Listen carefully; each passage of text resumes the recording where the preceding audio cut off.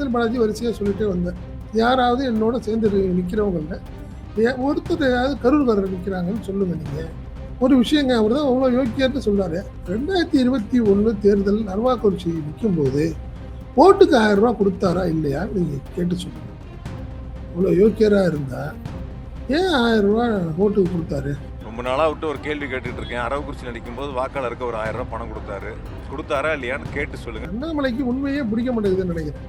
பொய்யை மட்டும்தான் பேசணும்னு நினைக்கிறேன். 2021 அரவாக்குறிச்சி சட்டமன்ற தேர்தலில் நீங்க ஓட்டுக்கு 1000 ரூபா கொடுத்தீங்கன்னு சொன்ன உடனே பயங்கர பேச்சுங்க. எப்படி நீங்க வாங்க நான் பஸ் டிக்கெட்டு நான் போடுறேன், நீங்க அரவாக்குறிச்சியில் போய் விசாரிச்சுட்டு சொல்லுங்க நான் கொடுத்தனா என் நண்பர்கள் கொடுத்தாங்களான்னு. எதுக்கு ஓவர் நீங்க ரொம்ப தவறு பண்ணும்போது தான் பொங்குவாங்கல்ல. மீடியாக்காரங்க நீங்க நாளை காலைல அரவக்குறிச்சி போங்க, நீங்க போறதுக்கான பஸ் டிக்கெட்டோ நீங்க போறதுக்கான கார் செலவோ நான் கொடுக்கறேன், அண்ணாமலை கொடுத்தாரான்னு போய் கேட்டுட்டு வாங்க. இந்த ஃபைனான்ஸ் வச்சிருக்கும் நண்பர்களுக்கு எல்லாத்துக்குமே ஒரு உதவியா இருந்திருக்கிறாரு, இவரும் நட்பா இருந்திருக்கிறாரு. அவர்கள் தான் அண்ணாமலைக்காக இங்க வந்து முறை செலவு பண்ணியிருக்கிறாங்க. அந்த முறை 2021 சட்டமன்ற தேர்தலில் கர்நாடகாவிலிருந்து வந்த ஒரு டீம் தான் வந்து பணம் கொடுத்துருக்குறாங்க. கிட்டத்தட்ட என்ன 20 கோடி ரூபாய் செலவு பண்ணியிருப்பாங்க அவருக்கு அப்படின்னு சொல்றாங்க. அண்ணாமலைக்கு அவங்க நண்பர்கள் இவருக்கு தெரியாம கூட 1000 ரூபாய் கொடுத்துருக்கலாம். இதான் கடைசியில் அப்படிதான் சொல்லுவார். எனக்கு தெரியாம ஏன் நலன் விரும்பிகள் வந்து எனக்கு தெரியாம கொடுத்துருக்கலாம்னு சொல்லுவார். ஆனால் அண்ணாமலைக்காக 1000 ரூபாய் பணம் கொடுக்கப்பட்டது உண்மைங்கிறது தான் இன்னைக்கு அரவாக்குறிச்சியுடைய தகவலா இருக்காச்சு. உண்மை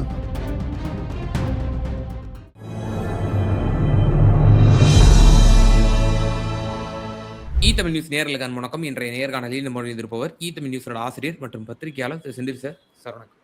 வணக்கம். வணக்கம் சார். திரு அண்ணாமலை அவர்கள் தன்னுடைய முழு வன்மத்தை வந்து கொட்டி தீர்த்திருக்கிறாரு அப்படின்னு தான் சொல்லணும். கடுமையான ஒரு விமர்சனம் திரு செந்தில் பாலாஜி அவர்கள் மீது நேற்று தினம் பிரஸ் மீட்ல வந்து வச்சிருக்கிறாரு. நீங்களும் முழுசா அதை பார்த்துருப்பீங்க. எப்படி அந்த விமர்சனங்கள்லாம் பாக்குறீங்க? இல்ல ஒரு விஷயம்தான், ஒரு அண்ணாமலைக்கு உண்மையே பிடிக்க மாட்டேங்குதுன்னு நினைக்கிறேன். பொய்யை மட்டும்தான் பேசணும்னு நினைக்கிறார். அது என்ன சொல்றாரு, கரூர்ல இருந்து வந்து சுயேட்சை வேட்பாளர்களை கொண்டாந்து கோயம்புத்தூர்ல நிப்பாட்டி இருக்கிறாங்கன்னு ஒரு வார்த்தையை சொன்னார். என்ன, அதாவது அவங்க அடுத்தவங்க மட்டும், அதாவது இவர் மட்டும் தான் யோக்கியர், மற்ற எல்லாமே அயோக்கியர்னு மாதிரி தான் அவருடைய பேச்சு போயிட்டே இருக்குன்னு வச்சுக்கோங்களேன். அதே மாதிரி கோயம்புத்தூர் ஏன் நீங்க வந்து கரூர்ல இருந்து ஆட்களை கூட்டிட்டு வந்து கோயம்புத்தூர்ல வேலை பார்க்குறாரு செந்தில் பாலாஜி அப்படின்னாரு. அப்போ அதுக்கு பதில் சொல்லும் போது தான் செந்தில் பாலாஜி வரிசையா சொல்லிட்டே வந்தேன். யாராவது என்னோட சேர்ந்து நிற்கிறவங்கள ஒருத்தர் கரூர்காரர் நிற்கிறாங்கன்னு சொல்லுங்க நீங்க. ஒத்துக்கிறேன்.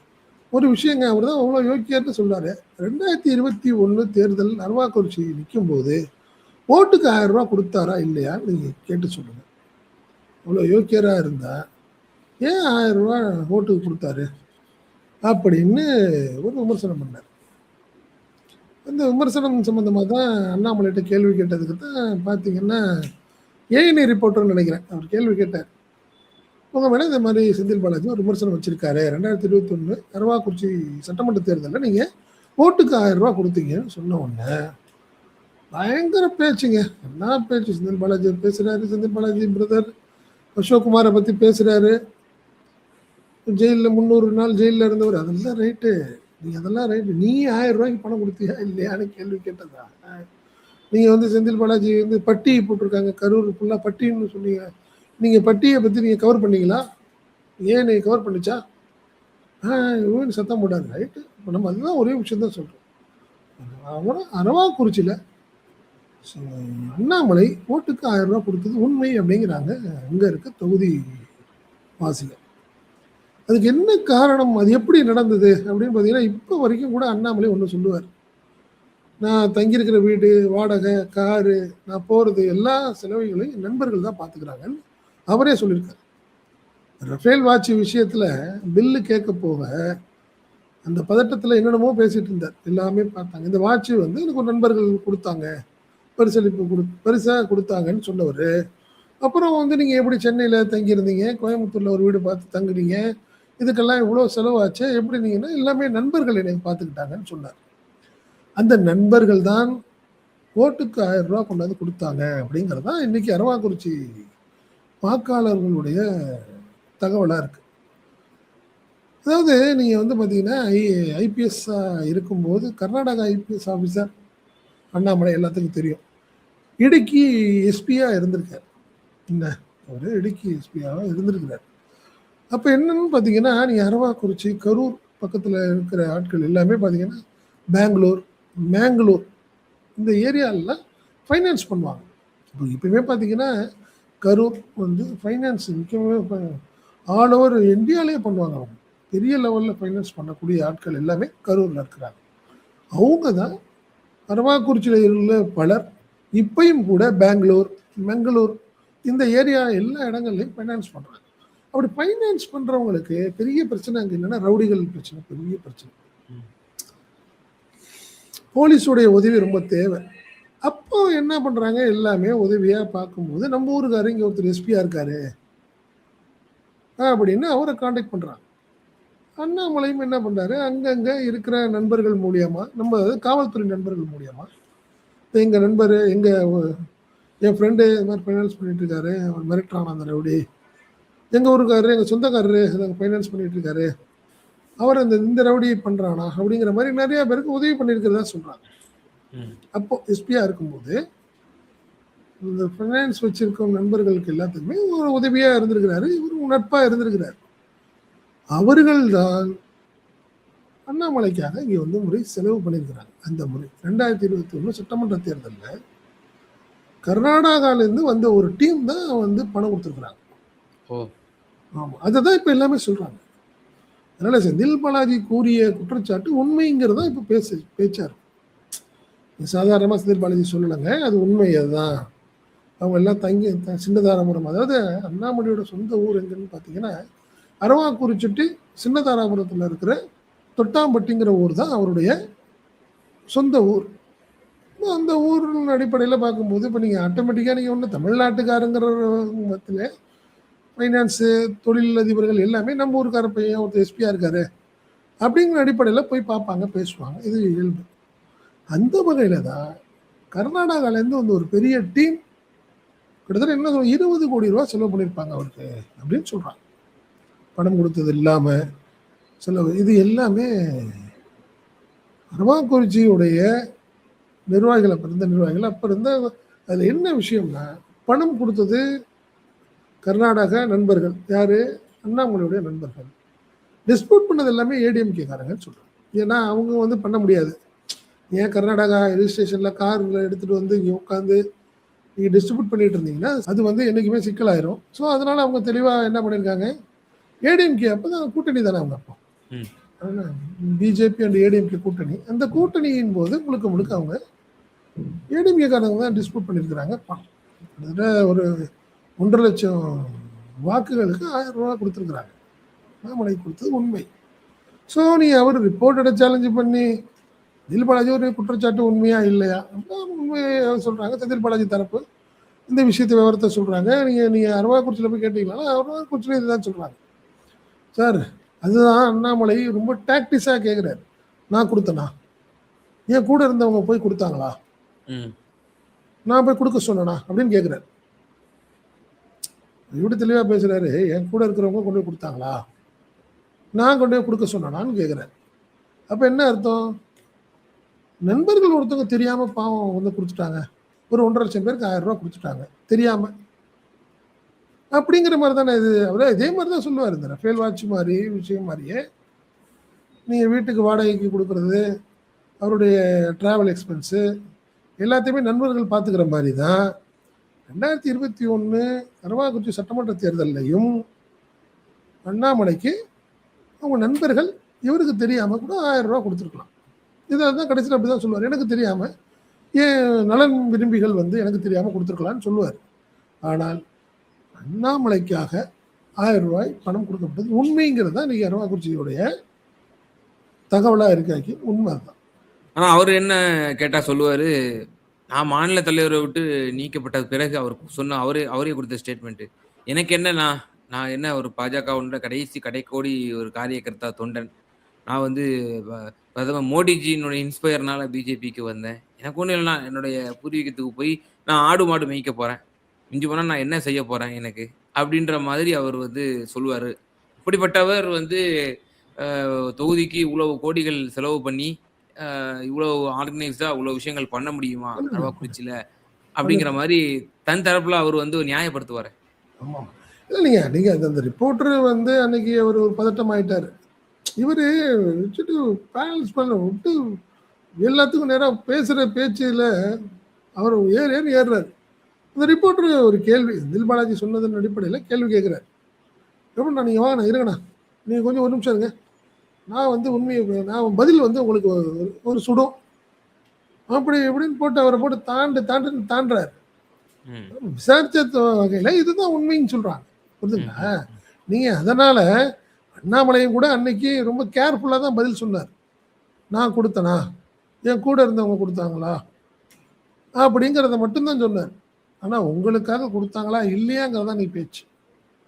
புரியுதுங்களா? அது உங்களுக்கு தெரியாதா? உங்க காதுல வந்திருக்காதா? உங்க தகவல் தெரிஞ்சிருக்காதா? நம்மளுக்காக 1000 ரூபாய் பணம் கொடுக்குறாங்கன்னு அவனுக்கு தெரியாம இருந்திருக்குமான்னு கேட்கறேன். இது இயல்பு தானே.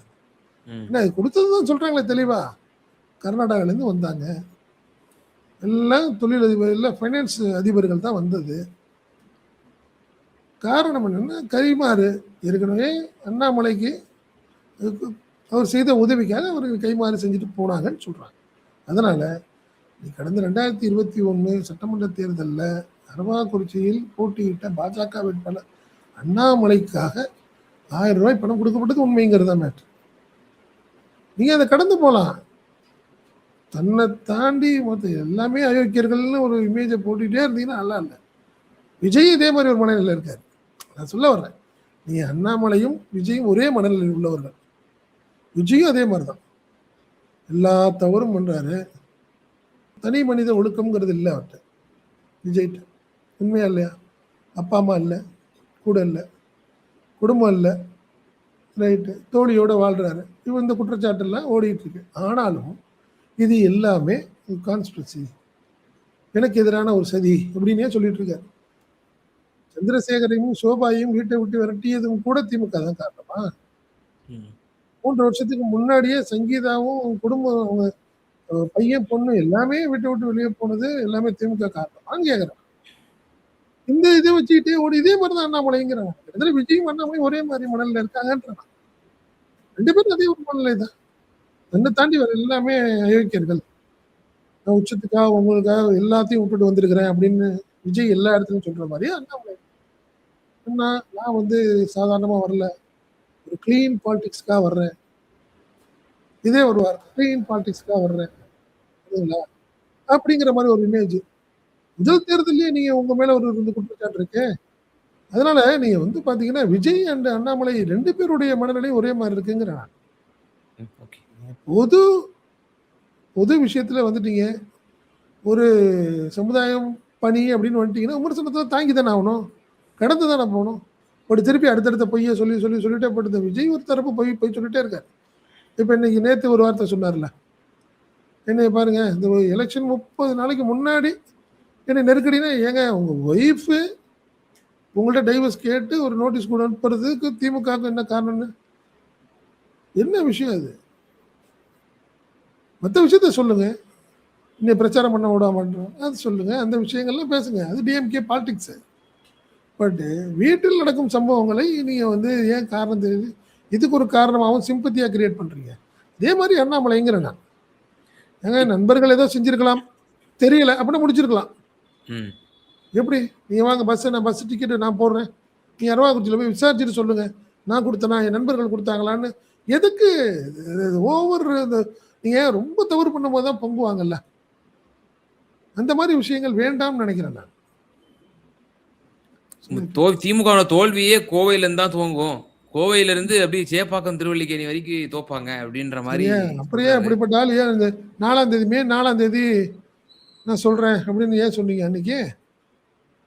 அதான் சார் வெற்றி பெற்றுவாங்க. சொல்லுங்க வருத்தத்துல ஏன் நீங்க நிக்க போறீங்க, ஏன் நிக்கல எலெக்ஷன்லன்னு கேட்டதுக்கு இந்த பதில் மே 4ஆம் தேதி அதுக்கு நான் பதில் சொல்றேன்னு சொன்னீங்க. ஏன் இப்பயுமே அப்படித்தானே? எதிர்கட்சிகள் என்ன விமர்சனம் வைக்கிறாங்க, அண்ணாமலை வந்து இபிஎஸ்க்கு எதிராக வேலை செய்யறாரு அப்படின்னு சொல்றீங்க. அப்ப அதனால அவர் என்ன நினைச்சிருக்கலாம், இப்ப நாம ஒருவேளை அரசியல் என்ட்ரி ஆகிறோம்னா ஒரு சங்கடத்தை ஏற்படுத்திடலாம் இபிஎஸ்க்கு. ஸோ அதனால வேண்டாம், நல்ல ஒரு ஆன்டி இன்கம்பன்சி இருக்கு, என்டிஏ மீண்டும் ஆட்சிக்கு வந்துடும், பிறகு மே 4ல ஆட்சிக்கு வந்ததுக்கு அப்புறம் நம்ம வந்து நம்ம பதில் சொல்லலாம் அப்படின்ற பொறுப்பட சொல்லியிருக்கலாம்ல அண்ணாமலை. இல்ல.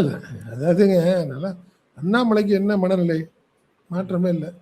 இந்த முறை அதிமுக, பாஜக கூட்டணியிலே தோக்கணும்.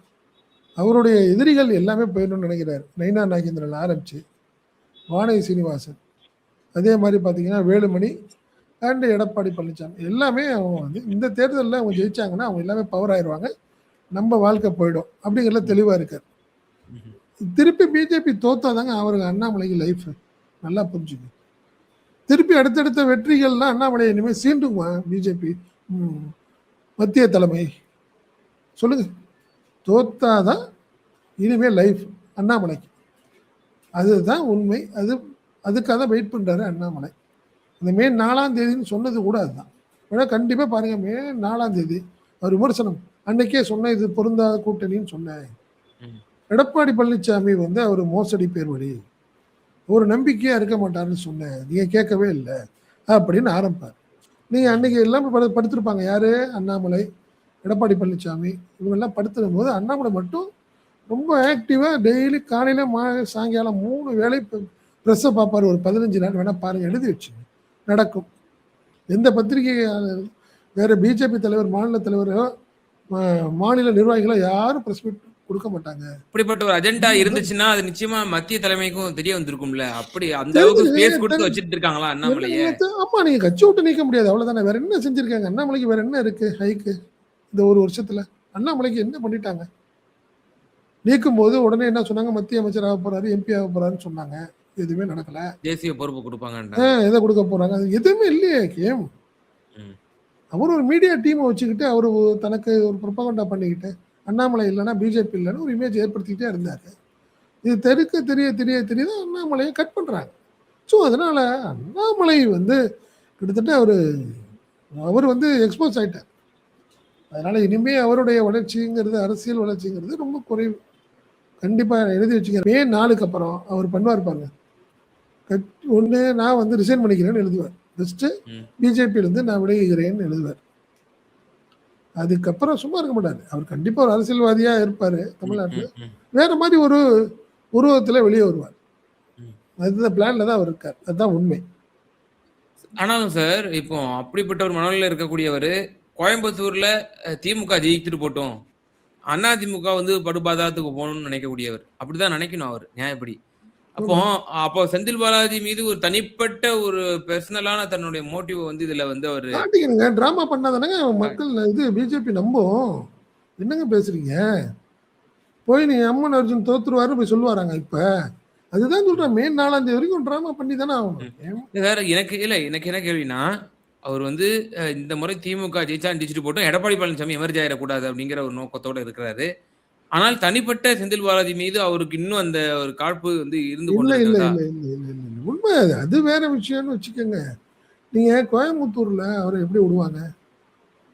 நீங்க அதான் முதலே நம்ம சொன்னோம். வேலுமணியும் வானதி சீனிவாசனும் எப்பயுமே அவரை ஏத்துக்க மாட்டாங்க. அண்ணாமலையும் விட மாட்டாங்க. அண்ணாமலைக்கு தெரியும். புரியுதுங்களா? இப்ப வந்து அதான் சொல்றேன், ஒரு டிராமா பண்றாரு. அண்ணாமலை எவ்வளோ பிரச்சனை அவர் ஒதுக்கி வச்சிருந்தாலும் சும்மா சொல்லக்கூடாதுப்பா. நீங்க பாரு, போட்டு தாக்குறாரு பாரு அப்படின்னு ஒரு கூட்டம் அவரை விரும்புறாங்க. மீடியாவில் அது ஒரு கூட்டம் பேசிக்கிட்டு தானே இருக்காங்க. அண்ணாமலை தான் வருவாரு, தோல்விக்கு அப்புறம் அண்ணாமலைக்கு ஒரு வாய்ப்பு இருக்குன்னு இன்னைக்கு கூட ஒரு மூத்த பத்திரிகையாளர் சொல்லிட்டே இருக்காரு. பாத்தீங்கன்னா நீங்க அது ஒரு கூட்டம் சொல்லிட்டு தானே இருக்காங்க.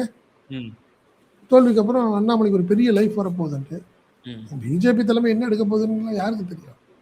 அதனால இதெல்லாம் ஒரு டிராமா வேண்டாங்கிற அண்ணாமலை. இப்ப நம்ம பேச ஆரம்பிச்சதே இதுதான்.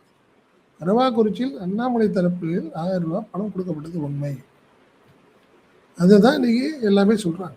அரவாக்குறிச்சியில உள்ள அதிமுக நிர்வாகிகள், நீங்க திமுக நிர்வாகிகள், இப்ப கூட பிஜேபி நிர்வாகிகள் கூட அதை சொல்றாங்க. அதுதான் உண்மை. அன்னைக்கு பத்திரிகையாளர்கிட்ட வந்து அவர் கோவப்பட்டது நியாயம் இல்லாது. அதுல உண்மை இருக்கிறது. அதை அண்ணாமலை புரிஞ்சுக்கணும் அப்படிங்கிறத நம்ம. அண்ணாமலை நல்லா தெரியுமா சார்? நிச்சயமா கோவை தெற்குல உட்பட இன்னும் கோவையில் இருக்கக்கூடிய 10 தொகுதிகளுக்கும் சாதகமான சூழ்நிலை திமுகவுக்கு இந்த முறை இருக்கு. அதை வந்து நல்லா உணர்றாரா? அவருடைய பேச்சில் அப்படி தெரியுதா? 100% ஒரு விஷயம் நல்லா புரிஞ்சுங்க. கண்டிப்பா ஜெயிக்கணும்னு தான் நினைப்பாரு. கண்டிப்பா திமுக ஜெயிக்கணும்னு நினைப்பாரு. மனசுக்குள்ள அதுதான் அவருக்கு. ஏங்க நீங்க பிரச்சாரமே இன்னும் ஆரம்பிக்கலங்க அவரு. எங்கங்க போயிருக்காரு பிரச்சாரம்? ஏன் 4 உங்க இடங்கள்ல வந்து பேரு ஒரு உங்க பேருக்கு போனாரு. பேருக்கு போய் ஷெட்யூல் வானதி சீனிவாசனுடைய வேட்புமனு வேட்புமனுவுக்கு தாக்கல் வந்து அன்னைக்கு போறாரு. கூட நின்னாரு. போறாரு. ஆமா. புரியுதுங்களா? ஒரு விஷயம். கரூர்லேருந்து அவர் வந்து ஆல்ரெடி மூவ் பண்ணிட்டாரு கோயம்புத்தூர். தொண்டாமுத்தூர் பக்கத்துல ஒரு தோட்டம் வாங்கிட்டு அங்கே தான் இனிமேல் வாழ்க்கைன்னு ஆரம்பிக்கிறார். ஸோ நம்முடைய எதிர்காலம் இனிமே கோயம்புத்தூர் நினைக்கும் போது தான் செந்தில் பாலாஜி என்டர் ஆகிட்டார் கோயம்புத்தூர். ஆகா, வேலுமணியும் வானதி சீனிவாசனும் லைஃப் போயிடும், நம்ம லைஃப் ஆரம்பிக்கும் அப்படின்னு நினைக்கும் போது செந்தில் பாலாஜி உள்ள வந்துட்டார். அதனால விதி வழியது அண்ணாமலைக்கு சுத்தி சுத்தி அடிக்குது. அவருடைய சூழ்நிலை அப்படி போயிட்டு இருக்கு அவருக்கு. அதனால அவருக்கு 100% தெரியும் வைக்கும் இதுலனா. அதனால தான் நீங்கள் ஆரம்பத்துலேருந்து நீங்கள் நம்ம அதை மட்டும்தான் ஒன்றே சொல்லிட்டு இருக்கோம். அண்ணாமலை சீட்டு கேட்கல, கேட்க மாட்டாரு, அதெல்லாம் ட்ராமா, ஒதுக்கிடுச்சு பிஜேபி, அதெல்லாம் கிடையாது. அண்ணாமலை கேட்கல, தெரியும் கேட்டால் படுதோல்வி. நீ ஏற்கனவே 10 தோல்வி பழனிசாமின்னு சொல்ற மாதிரி அண்ணாமலைக்கு ஒரு பேர் வச்சிருவாங்க. ஒரு ஹேட்ரிக் தோல்வின்றாங்க. தொடர் தோல்வி அண்ணாமலை அப்படின்னு ஒரு பேர் 21, 24, இப்ப 26 ஹேட்ரிக். அப்படி சொல்லி போட்டு அவங்கள போட்டு அவரை டேமேஜ் பண்ணுவாங்கன்னு அவருக்கும் தெரியும். அதனால தான் சுதாரிப்பா இருக்கு. அதனால நீ அண்ணாமலை வந்து பழுத்த அரசியல்வாதி. அதனால மாற்றுக்கிறது இல்லை. நிச்சயமா சார். திரு அண்ணாமலையினுடைய விமர்சனம் திரு செந்தில் பாலாஜி மீது மற்றும் அவர் செய்தியாளரிடம் நடந்து கொண்ட விதம் மற்றும் அவருடைய அஜெண்டாவை வந்து எக்ஸ்போஸ் பண்ணியிருக்கீங்க. ரொம்ப நன்றி உங்களோட நேரத்தை பயந்தது. நன்றி.